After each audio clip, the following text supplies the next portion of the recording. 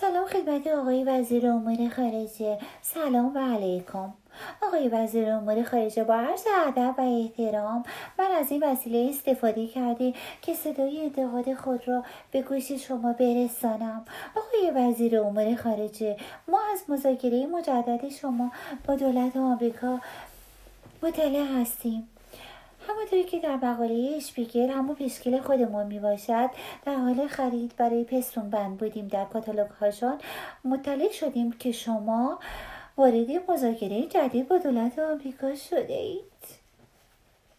شما چگونه منافع شخصی خود را به منافع ملی ترجیح می دهید؟ شما چگونه منافع شخصی خود را به منافع ملی می فروشید؟ شما چگونه این کار را می کنید؟ همانطور که مطلع هستید ما وحدت ملی داریم. بعد از رحلت سپهبد سرگرد آقای قاسمی هنوز از رحلت ایشان نگذاشته بود، از اربعین رحلت ایشان نگذاشته بود، شما وارد مذاکره با دولت آمریکا شدید. شما چگونه این کار را میکنید؟ شما چگونه ما رو میلرزانید، میترسانید، میآزارید، ما رو نلرزانید.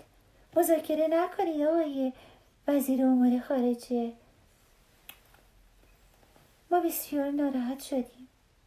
دیگر حرف دیگه ای ندارم. امیدوارم که شما به این حرف گوش کنید و تجدید نظر بفرمایید.